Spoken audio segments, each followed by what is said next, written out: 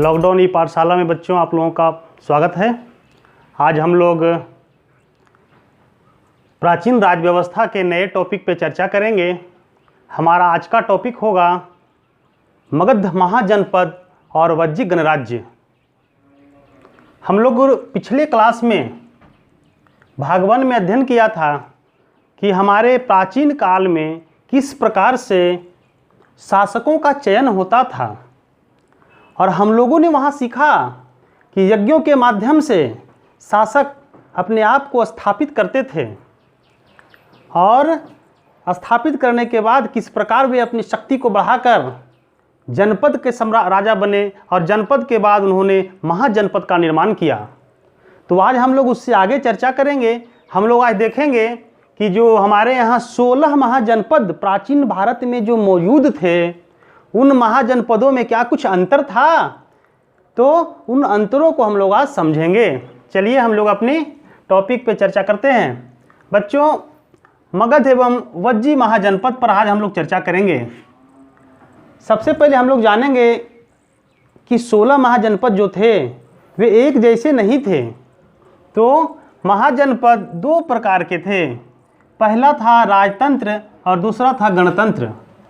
यानी कि महाजनपद काल में कुछ जनपदों में गणतंत्रीय व्यवस्था भी कायम थी और अधिकांश जनपदों में राजतंत्र की व्यवस्था चल रही थी। तो हम लोग राजतंत्र और गणतंत्र में थोड़ा सा अंतर समझेंगे। बच्चों, राजतंत्र में राजा जो है वह सर्वे सर्वा होता है। उनकी इच्छा के विरुद्ध, उनकी आज्ञा के विरुद्ध कुछ भी संभव नहीं है। परंतु गणतंत्र में जब हम देखते हैं तो वहाँ सभी की राय ली जाती है और कोई भी फैसला सभी की सलाह मशवरा के बाद ही तय होते हैं। तो ये 2 बेसिक अंतर राजतंत्र और गणतंत्र में होते हैं। अब हम लोग देखते हैं कि राजतंत्र जो है, जिसमें राजा की प्रधानता होती है और यह राजा का पद वंशानुगत होता है, अर्थात राजा का पुत्र ही आगे राजा बनेगा। परंतु गणतंत्र में ऐसी व्यवस्था नहीं थी। उसमें समूह के द्वारा शासन चलता था और समूह ही निर्णय लेता था अपने राज्य की भलाई के लिए। तो हम लोग चलते हैं, आज देखते हैं उस समय के मगध महाजनपद और वज्जी महाजनपद पर चर्चा करेंगे। बच्चों, मगध महाजनपद जहां राजतंत्रात्मक शासन व्यवस्था चल रही थी, जिनकी राजधानी राजगृह थी, आधुनिक बिहार के नालंदा जिले में यह जगह पड़ता है, जहां प्राचीन काल की मगध की राजधानी थी। परंतु बाद में शिशुनाग वंश के सम्राट कलाशोक ने राजगृह से राजधानी पटना लेके चले गए, पटना स्थानांतरित कर दिया। आधुनिक पटना जो बिहार की राजधानी भी है। तो इस प्रकार से हम देखते हैं कि प्राचीन काल में राजगृह और पटना जो शासकों का राजधानी हुआ करता था। जिन मगध महाजनपद पर हर्यक वंश के राजा बिंबिसार, शिशुनाग वंश के राजा, नंद वंश के राजा घनानंद इत्यादि ने राज किया। हम लोग जब आगे पढ़ते हैं तो हम देखते हैं कि नंद वंश के अंतिम सम्राट घनानंद को चाणक्य ने चंद्रगुप्त मौर्य के साथ मिलकर युद्ध में हरा दिया था और अंततः मगध की सत्ता पर मौर्यों का अधिकार हो गया था। तो हम लोग आज देखेंगे कि हर्यक वंश, शिशुनाग वंश और नंद वंश के समय में हमारा मगध जनपद कैसा था। तो मगध के बारे में कहा जाता है कि मगध उस समय 16 महाजनपदों में मगध बड़ा ही ताकतवर था। तो भाई, उनकी ताकत के असल जो उनकी शक्ति थी वो किन कारणों से थी, उन पे हम लोग आज चर्चा करेंगे। हम लोग देखेंगे कि मगध जो 16 महाजनपदों में सबसे सर्वश्रेष्ठ था, सबसे ताकतवर था, तो किन कारणों से था। उनमें से पहला कारण है, मगध जो है गंगा नदी के बेसिन में बसा हुआ था। गंगा नदी के किनारे मगध राज्य का राज्य बसा हुआ था। इसका लाभ क्या मिला? गंगा नदी से उन्हें पानी की प्रचुर मात्रा उपलब्ध होती रही और इसके वजह से वहाँ कृषि कार्य तेजी गति से फैला और अच्छे कृषि होने से, कृषि की उपज बढ़ने से टैक्स के रूप में राजा को अधिक टैक्स भी मिलने लगा और जिससे राजा और अत्यधिक शक्तिशाली हो गया। दूसरा हम लोग देखते हैं तो छोटानागपुर का चर्चा आता है। छोटानागपुर का जंगल एवं पठार। तो उस समय छोटानागपुर का प्रदेश जो आधुनिक झारखंड राज्य में पड़ता है छोटा नागपुर का पठार, और छोटा नागपुर के अंतर्गत हमारा रामगढ़ जिला भी आता है। तो छोटा नागपुर का जंगल जो मगध साम्राज्य का हिस्सा था, मगध जनपद का हिस्सा था, यहाँ हाथियों की बहुतायत मात्रा में प्राप्ति होती थी और हाथियों को वे अपनी सेना में शामिल करते थे। इसके वजह से उन्हें सेना की समस्या भी छोटा नागपुर से दूर हो जाती थी। वहीं छोटा नागपुर के पठारी भागों में आज भी हमारे यहाँ मिलता है वह चीज़, और उस समय भी मिलता था। कौन सी चीज़? हमारे पठारों में क्या मिलती हैं? हमारे पठारों में खनिज पदार्थ बहुत प्रचुर मात्रा में मिलते हैं, लोहा, कोयला इत्यादि। तो लोहे का जो है जानकारी उन लोगों को पता चल गया था और वह छोटा नागपुर के पठारी भागों से उन्हें प्राप्त हो रहा था। तो भाई उन लोहे से उन्हें क्या काम था? उन लोहे के द्वारा वे जो है अपने कृषिगत औजार बनाते थे और युद्धगत हथियार, भाले, तलवार इत्यादि बनाने के लिए उन्हें लोहा यहाँ छोटा नागपुर के जंगल से उसको मिल जाता था। हाथी भी मिल गया और लोहा भी मिल गया। तीसरा कारण था उनका सुदृढ़ व्यापारिक व्यवस्था। जैसा कि हम लोग जानते हैं कि ये मगध जो है गंगा के बेसिन में बसा हुआ था, तो गंगा जो है नौका चालन के लिए बड़ा ही उपयुक्त है।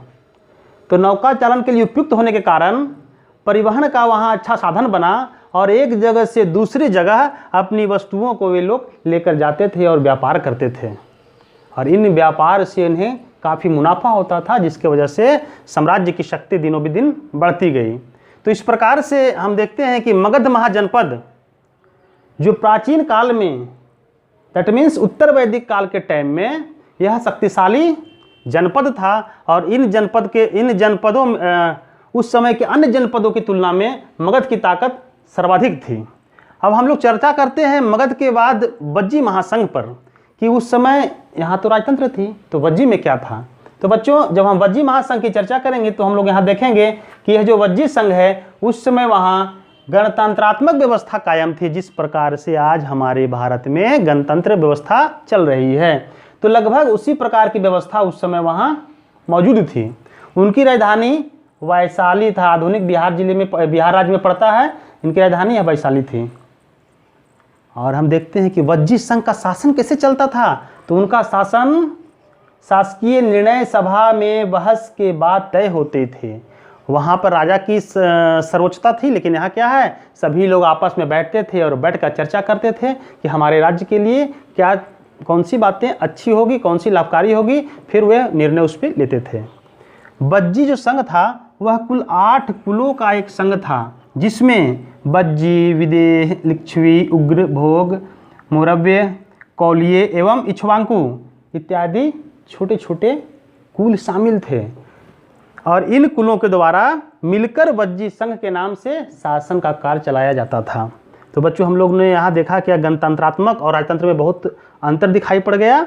इसके बाद हम लोग देखते हैं कि वज्जी संघ में महात्मा बुद्ध और महावीर भी इन्हीं कुलों में जन्म लिए थे, और इन्हीं कुलों में जन्म लेने के बाद वे अपनी शिक्षा का भी प्रचार प्रसार किए। परंतु समय के साथ वज्जी संघ में फूट पड़ गई और अजात शत्रु मगध का सम्राट, उन्होंने वज्जी संघ को मगध में मिला लिया। अब हम लोग जब वज्जी संघ में देखते हैं तो इसमें जो सभा का व्यवस्था दी गई है, इन सभाओं में गण्यमान्य लोग भाग लेते थे।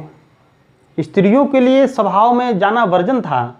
सभी तरह के सभाओं में वे भाग नहीं ले सकते थे, और शूद्रों को भी सभाओं में जाना वर्जन था, परंतु सभाओं के माध्यम से ही ये अपनी शासन व्यवस्था को चलाते थे। तो इस प्रकार से हम लोगों ने प्राचीन राज्य व्यवस्था के तहत मगध और वज्जी दो संघों के मुख्य अंतर, एक संघ में राजतंत्रात्मक व्यवस्था और दूसरे में गणतंत्र व्यवस्था थी, और उन व्यवस्थाओं पर हम लोगों ने चर्चा किया। हम लोगों ने आज जाना कि सदियों पहले, 2500-3000 साल पहले हमारे भारत में राजतंत्र और गणतंत्र दोनों कायम थे। वज्जी संघ के बारे में कहा जाता है कि इनका जो गणतंत्रात्मक व्यवस्था था वह पूरे विश्व में, प्राचीन समय से लेकर अभी तक पूरे विश्व में यह प्रथम व्यवस्था थी जहां गणतंत्र व्यवस्था उतने समय पहले लागू हो गई थी, उतने समय पहले से वो चल रही थी। तो इस प्रकार से हमारा जो है बच्चों यह समाप्त हुआ भाग, और नेक्स्ट भाग में हम लोग दूसरे टॉपिक पर चर्चा करेंगे। धन्यवाद।